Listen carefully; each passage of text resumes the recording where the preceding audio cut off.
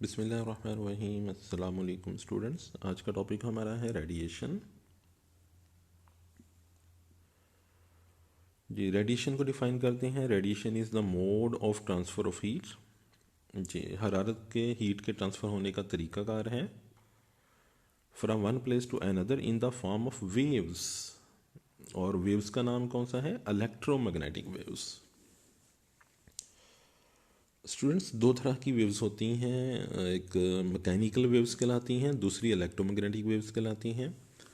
Mechanical waves ऐसी होती हैं जिनको एक जगह से दूसरी जगह जाने के लिए कोई मीडियम चाहिए, जैसे एयर चाहिए, वाटर चाहिए, कोई ना कोई मीडियम चाहिए। मिसाल के तौर पर साउंड वेव्स, यानी स्पेस के अंदर में साउंड वेव्स ट्रैवल नहीं कर सकती क्योंकि वहाँ पे मीडियम नहीं है। और हमारे आसपास में हमें साउंड वेव सुनाई देती हैं क्योंकि एयर मीडियम मौजूद है। एयर मीडियम में से वो प्रोपेगेट कर पाती हैं। तो अगर एयर मीडियम नहीं होगा तो साउंड भी प्रोपेगेट सफ़र नहीं कर पाएगी, ट्रैवल नहीं कर पाएगी। तो वो मैकेनिकल वेव्स कहलाती हैं। इलेक्ट्रोमैग्नेटिक वेव्स जो होती हैं वो विदाउट मीडियम प्रोपेगेट कर जाती हैं। यानी एयर, कोई भी मीडियम जो है, कोई भी मैस, सॉलिड, लिक्विड, गैस कुछ भी ना हो तो फिर भी ये ट्रैवल कर जाती हैं, एक जगह दूसरी जगह चली जाती हैं। अगर हों तो फिर भी ये ट्रैवल कर जाती हैं, यानी ये मीडियम पे डिपेंड नहीं करती हैं। ऐसी वेव्स को हम नाम देते हैं इलेक्ट्रोमैग्नेटिक वेव्स। जिनके रेडिएशन क्या है? ये हीट के ट्रांसफ़र होने का ऐसा तरीकाकार है जिसमें हीट कौन सी फॉर्म में ट्रांसफ़र होती है? In the form of waves. और वो वेव्स कौन सी होती हैं? इलेक्ट्रोमैग्नेटिक वेव्स होती हैं, जैसे कि यहाँ पर आप डायग्राम में देख सकते हैं। Our sun is the major source of the heat energy. जो सबसे बड़ा सोर्स हमारा जो है वो सन है, जहाँ से हमें हीट एनर्जी मिलती है। But how does this heat energy reach to us? जी, क्वेश्चन है कि वो एनर्जी हम तक कैसे पहुँचती है। It reaches us neither by conduction nor by convection. याद होगा कंडक्शन का और कन्वेक्शन का मेथड जो हमने पढ़े थे। देन इसमें से कोई भी प्रोसेस जो है वो नहीं होता जो सोलर हीट हम तक पहुंचती है, ना तो वो कंडक्शन के तरीका से पहुंचती है, ना ही कन्वेक्शन के तरीका से पहुंचती है। कंडक्शन क्या होता है? सॉलिड्स के लिए है कंडक्शन। तो देखिए, क्या सन और हमारी अर्थ के दरम्यान में कोई सी सॉलिड चीज़ का कनेक्शन है? यानी क्या सन और अर्थ को किसी सॉलिड चीज़ के साथ में, किसी मेटल के साथ जोड़ा गया है? ऐसा तो कुछ भी नहीं है। कन्वेक्शन गैस और लिक्विड्स के लिए होती है, जबकि सन और अर्थ के दरम्यान में स्पेस आ जाती है। मतलब कि वहाँ पे ना लिक्विड है ना गैस है, कुछ भी नहीं है, फिर भी ये एनर्जी हम तक पहुँच रही है। इसका मतलब है ये ना तो कंडक्शन से पहुँच रही है, ना ही कन्वेक्शन से पहुँच रही है। Because the space between the sun and the earth atmosphere is empty. जी, जैसे अभी बात मैंने उससे की ना कि अर्थ और सन के दरम्यान में तो स्पेस एम्प्टी है। तो कन्वेक्शन के प्रोसेस के लिए किसी मीडियम का होना ज़रूरी है, सॉलिड, लिक्विड या गैस का होना ज़रूरी है। यानी कि कोई भी मीडियम नहीं है सन और अर्थ के दरम्यान में। इस वजह से ना तो कंडक्शन का प्रोसेस हो पा रहा है, ना ही कन्वेक्शन हो रहा है। There is a third mode called radiation by which heat travels from one place to another. और तो हीट हम तक सन से हमारी अर्थ तक कैसे पहुंच रही है? In the form of waves. जी, क्योंकि वो ऐसी वेव्स हैं जिस मीडियम पर डिपेंड नहीं करती, इस वजह से वो हीट हम तक पहुंच पा रही है। How does this heat reach us directly from fire place? यानी ये क्वेश्चन है कि जो फायर प्लेस मतलब जो हम अपने रूम के अंदर में हीटर वगैरह लगा लेते हैं, किसी साइड पे आग जला लेते हैं और वहाँ से फिर हम हीट वहाँ से मिल रही होती है। हम जैसे सर्दियों का मौसम है तो रूम के अंदर में एक जगह के ऊपर में फ़ायर ऑन कर देते हैं और उसके सामने चेयर पे बैठ जाते हैं, तो देन हमें उसकी फायर की हीट हम तक पहुँच रही होती है। तो वो किस तरह से हम तक पहुँचती है? Heat does not reach us by a conduction through air from a fire place because air is a poor conductor of heat. जी, यानी वो एयर के ज़रिए तो हम तक पहुँच ही नहीं रही। वैसे भी एयर गर्म होकर ऊपर को उठ रही है, हम तो फायर के सामने बैठे हुए हैं। Heat does not reach us by convection because the air getting heat from the fireplace does not move in all directions। जी, यानी जी देखिए ना डायग्राम में फायर प्लेस है, जी हीटर पड़ा फायर प्लेस है। अगर हम इसके सामने बैठे हुए हैं तो इसकी डायरेक्ट हीट हम तक पहुंच रही है। तो दो तरीके अभी हमने पढ़े हैं, कंडक्शन और कन्वेक्शन। तो कंडक्शन के ज़रिए तो पहुंच नहीं रही क्योंकि एयर जो है इंसुलेटर होता है, नंबर टू। और कन्वेक्शन में क्या होता है कि एयर जो है वो गर्म होने के बाद ऊपर को उठ रही है, हम तो उसके सामने बैठे हुए हैं। hot air moves upward from the fireplace. Heat from the fireplace reaches us directly by a different process in the form of waves. यानी हम जो सामने हीटर के बैठे हैं, हम तक जो हीट पहुंच रही है ना कंडक्शन से पहुंच रही है, ना ही कन्वेक्शन से पहुंच रही है, बल्कि कौन से मेथड से पहुंच रही है, वेव्स के ज़रिए से पहुंच रही है, रेडिएशंस के ज़रिए से पहुंच रही है. A sheet of a paper or a cardboard is kept in the path of the radiation, stop these waves to reach us. अगर हम अपने दरम्यान में और हीटर के दरम्यान में कोई कार्डबोर्ड, कोई शीट वगैरह, जैसे आप कॉपी है, कोई कॉपी बुक वगैरह दरम्यान में आप करें, तो आप फील करेंगे कि अब आप तक हीट कम पहुंच रही है. इसका मतलब कि वो रेडिएशन आपके पास आ रही हैं. जब आपने उसके रास्ते में कार्डबोर्ड वगैरह रख दिया, कोई बुक रख दी, तो रेडिएशन उसमें से पास नहीं कर पाई, तो आप तक हीट भी नहीं पहुंची.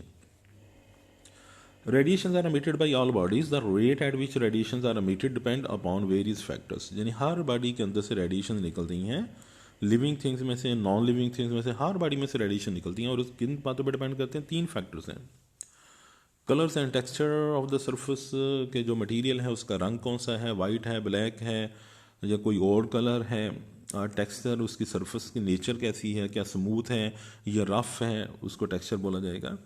सरफेस टेम्परेचर, और वो बॉडी का टेम्परेचर कितना है, सरफेस एरिया, और वो बॉडी का साइज़ कितना है. यानी 3 फैक्टर्स के ऊपर में रेडिएशंस डिपेंड करती हैं. रेडिएशंस अब्जॉर्व होना, जहाँ रेडिएशंस का एमिशन होना, 3 बातों पर डिपेंड करता है. कलर और टेक्सचर पे, सरफेस के टेम्परेचर पे, और एरिया पे, यानी उस बॉडी के टेम्परेचर पे और उस बॉडी का एरिया कितना है. द क्वेश्चन है हमारे पास में, why does a cup of hot tea becomes cold after some times. यानी कुछ जैसे आजकल मौसम है सर्दियों का, हमने देखा है कि टेबल के ऊपर हम चाय का कप रखा हुआ है, तो वो बहुत गर्म है, लेकिन कुछ ही मिनट्स में वो बहुत ठंडा हो जाता है. आखिर क्यों वो ठंडा क्यों हो गया, उसका टेम्परेचर लो कैसे हो गया. Why does a glass of a chilled water becomes hot after some times. और गर्मियों में आपने फील किया है कि बहुत ठंडा पानी है ग्लास में पड़ा हुआ, चिल्ड वाटर है, लेकिन फ्यू मिनट्स के अंदर अंदर में वो बिल्कुल गर्म हो जाता है. ऐसा क्यों होता है. All the objects lying inside a room including walls, roof and floor of the room are radiating heat. यानी हमारे रूम के अंदर में जितनी भी चीज़ें हैं स्टूडेंट्स, वो चाहे लिविंग थिंग्स हैं चाहे नॉन लिविंग थिंग्स हैं, वो सब की सब क्या करती हैं, हीट को रेडिएट करती हैं. यानी कि हीट को खारिज भी करती हैं, हीट को जज़ब भी करती हैं. However, they are also absorbing heat at the same time. यानी वो रेडिएटिंग हीट मतलब हीट को खारिज भी कर रही हैं, और उसी टाइम पे क्या करती हैं, at the same time heat को absorb भी करती हैं. यानी जितनी भी चीज़ें हमारे आसपास में हैं, एक ही टाइम में वो हीट को जब खारिज कर रही होती हैं, रेडिएशन उसमें से निकल रही होती हैं, तो देन वो हीट को in the forms of waves absorb भी कर रही होती हैं. When temperature of an object is higher than its surrounding, जैसे कि हम हॉट कप ऑफ कॉफ़ी की बात करें, टी के कप की बात करें, उसका टेम्परेचर ज़्यादा है, सराउंडिंग का टेम्परेचर कम है. रिपीट कर रहा हूँ. देखिए, अगर कोई चीज़ गर्म है, देखिए हर चीज़ रेडिएशंस को अब्जॉर्ब भी करती है, एमिट भी करती है. डिफरेंस कहाँ पे आता है कि जो बॉडी का टेम्परेचर अपना ज़्यादा होता है, आसपास सराउंडिंग का एयर का टेम्परेचर उससे कम होता है, तो फिर हीट हॉट बॉडी से ज़्यादा निकलती है और उसमें अब्जॉर्शन कम होती है. इस वजह से जब जैसे चाय का कप पड़ा हुआ टेबल के ऊपर में और सर्दियों का मौसम है, तो क्या होगा, वो जो टी कप है, वो जो टी है, वो हीट को रेडिएट ज़्यादा करेगा, खारिज ज़्यादा करेगा, लेकिन अब्जॉर्ब कम करेगा, क्योंकि उसका टेम्परेचर अपने सराउंडिंग से ज़्यादा है.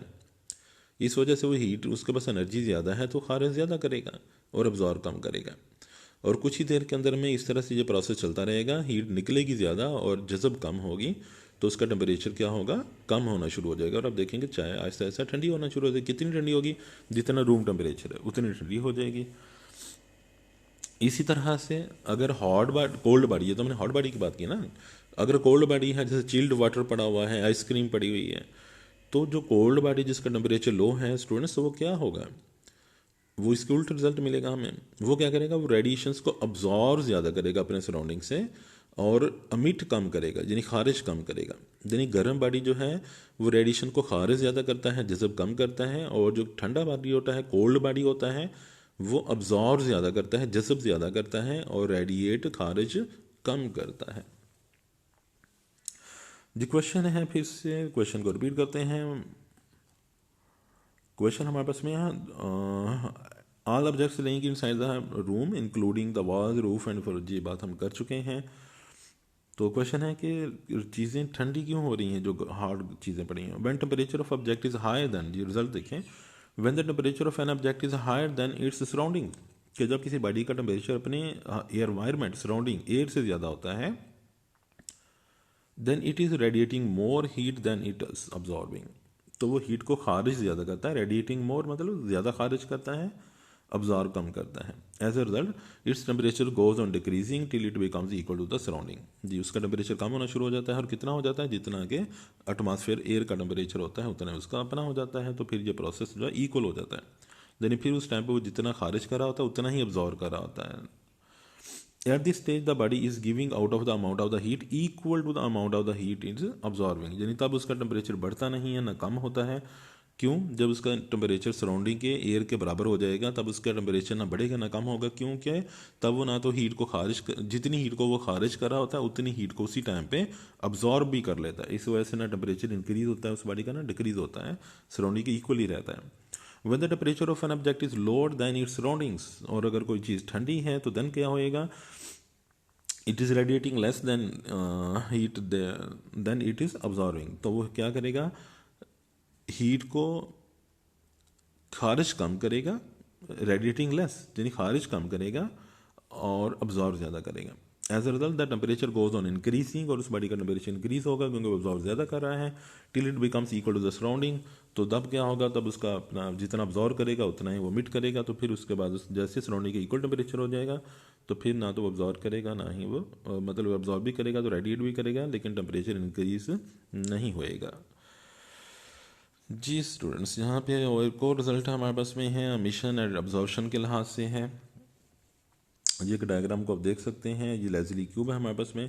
Emission absorption of radiation, Leslie cube is a metal box having a faces surface, जी ये हमारे पास में 4 सरफेसिस हैं। ये क्यूब है, क्यूब जिसकी चारों साइड बराबर होती हैं, मेटल का बना हुआ है, अंदर से खाली है। जैसे कि टिन समझ लें कि अंदर से खाली टिन है, जैसे हम कैन वगैरह यूज़ करते हैं मेटल के टिन के, तो ये बिल्कुल उसी तरह का एक क्यूब है, इसे लेजली क्यूब बोला जाएगा, जो नीचे लिखा है इसका नाम। और इसके साथ में ये रेडिएशन डिटेक्टर लगा हुआ है, देन ये रेडिएशंस को रिसीव करता है। और ये नीचे एक डिवाइस लगी जिसका नाम गैल्वेनोमीटर लिखा गया है। अगर इस रेडिएशन डिटेक्टर में रेडिएशन ज़्यादा दाखिल हो रही हैं, ये गर्म हो जाएगा ज़्यादा, तो गैल्वेनोमीटर की नीडल ज़्यादा डिफ्लेक्ट करेगी। ये जैसे मीटर लगे होते हैं ना मोटरसाइकिल के ऊपर, मीटर की नीडल मूव करती है, जब स्पीड बढ़ती रहती है तो नीडल और ज़्यादा ऊपर को उठती रहती है। बिल्कुल उसी तरह से इसमें है कि जब इस डिटेक्टर को हीट कम मिलेगी तो ये नीडल कम आगे बढ़ेगी, और अगर इसको हीट ज़्यादा मिलेगी तो नीडल आगे ज़्यादा को बढ़ेगी। यानी हमें यहाँ से इसकी नीडल से हमें पता चलेगा, ये जो गैल्वेनोमीटर है इसको थोड़ा जूम करके देखते हैं।